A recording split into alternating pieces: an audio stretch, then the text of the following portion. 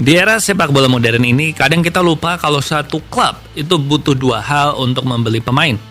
Cash buat bayarnya, dan juga adanya ruang gerak untuk bermanuver dari segi financial fair play-nya atau bahasa gaulnya sekarang profit and sustainability rules. Dan bisa dibilang ini adalah pertama kalinya financial fair play ini benar-benar membatasi ruang gerak salah satu klub terbesar di dunia yang paling terpuruk saat ini, yaitu Manchester United. Nah, hari ini di Bola Dalam Teman kita akan bahas problem cash yang terjadi di Old Trafford.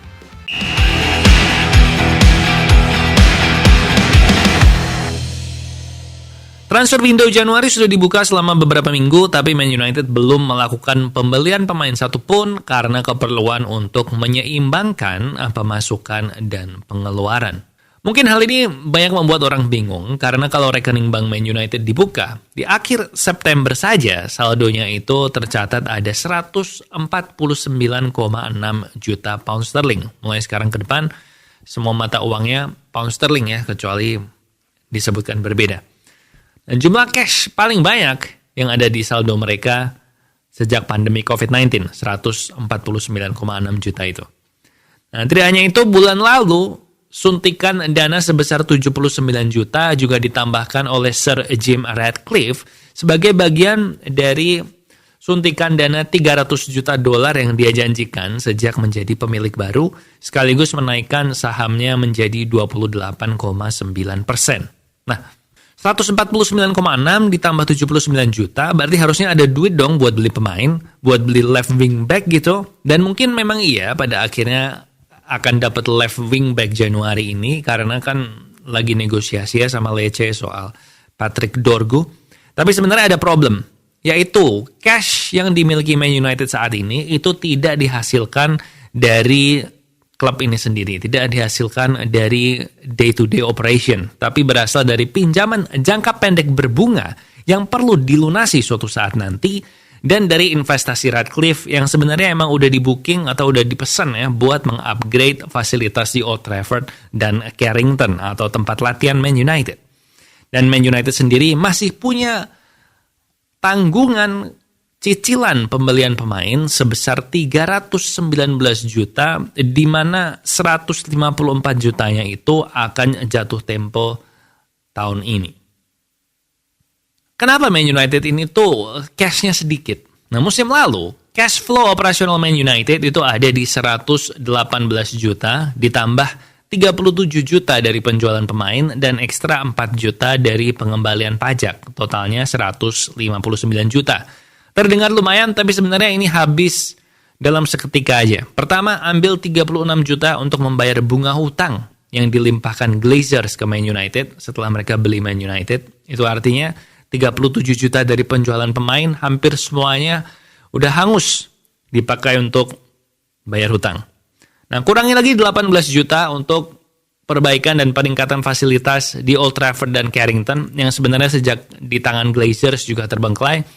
Dan terakhir, ambil 191 juta pounds untuk biaya transfer, nggak cuma untuk Højlund, Mount, dan Onana, tapi juga untuk cicilan dari pembelian transfer sebelumnya aja.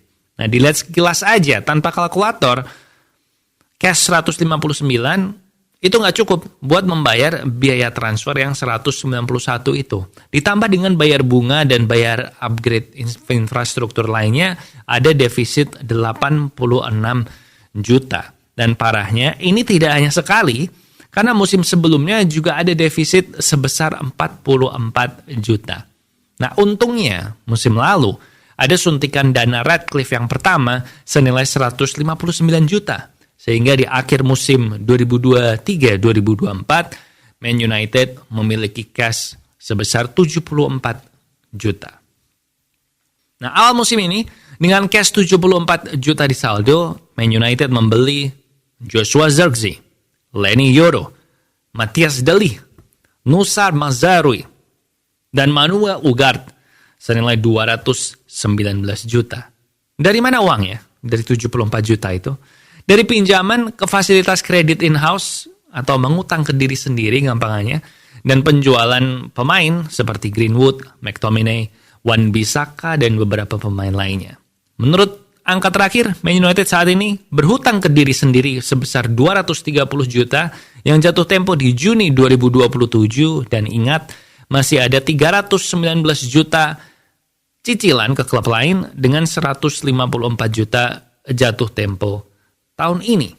Sebenarnya kemana saja uang Man United hilang? Karena selama ini kita pikir Man United adalah salah satu klub yang terkaya, salah satu klub yang cash-nya paling banyak di dunia. Dan itu emang benar sebelum COVID-19. Di akhir 2019, Man United punya cadangan cash sebesar 308 juta. Nah, setahun kemudian setelah COVID tersisa hanya 52 juta.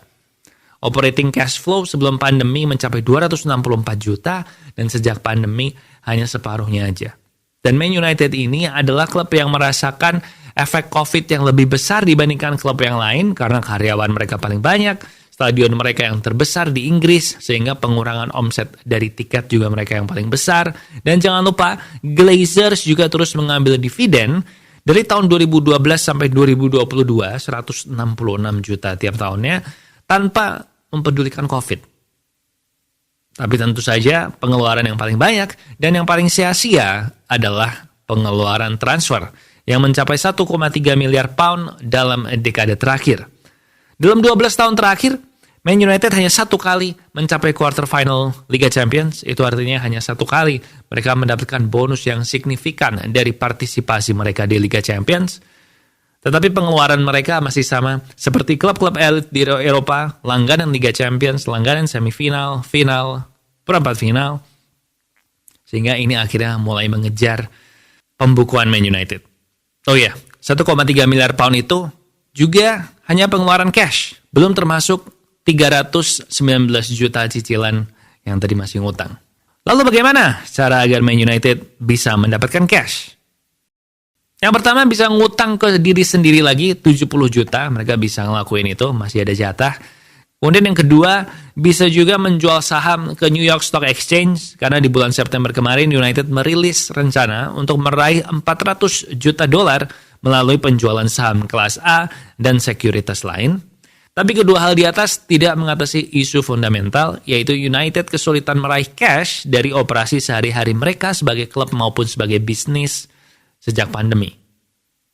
Jadi solusinya, selain dalam waktu sekejap jadi tim dengan kualitas Champions League, lolos Liga Champions, melaju jauh di Eropa, ada dua cara untuk memperbaiki ini dengan cepat.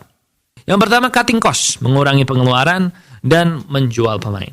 Cutting cost-nya sudah dilakukan, Radcliffe memotong 250 pekerjaan sejak tahun lalu, menaikkan harga tiket pertandingan, mengurangi pengeluaran-pengeluaran seperti pesta Natal, membayari karyawan nonton FA Cup, dan sebagainya. Sekarang, nampaknya giliran pemain yang akan dipotong. United masih mencari peminat untuk Rashford dengan gaji lebih dari 1,3 juta per bulan. Casemiro masih ditawarkan, Anthony dibuang ke Betis, Malaysia juga dicarikan pembeli. Bukan hanya yang jarang bermain, bahkan sempat tersiar kabar bahwa Kobbie Mainoo dan Alejandro Garnacho itu juga masuk ke dalam daftar yang kalau ada tawaran yang bagus akan dilayani. Nah, financial fair play diyakini menjadi bagian dari pemikiran Man United soal Mainoo dan Garnacho karena berhubung dua-duanya adalah pemain akademi sehingga secara value itu mereka tidak ada. Secara accounting, maka penjualan mereka nanti akan termasuk sebagai pure profit dan artinya contohnya, kalau Garnacho laku 50 juta, Man United bisa membeli pemain seharga 150 juta. Nah, selama ini Man United dan fansnya selalu beranggapan bahwa ada uang untuk dibakar di Old Trafford. Tapi setelah bertahun-tahun gagal perform di atas lapangan untuk mengimbangi pengeluaran mereka, sepertinya Man United harus mulai hidup di realitas baru mereka. Nah, jalan mana yang akan ditempuh? Menjual pemain akademi mereka atau menjual pemain-pemain mediocre dan jarang bermain di era Ruben Amorim, atau malah dua-duanya, cuci gudang sekalian. Kita tunggu sampai akhir musim ini. Thank you for watching, jangan lupa like, subscribe, and follow. Share juga ke teman-teman kamu yang menganggap bola adalah teman. Thank you.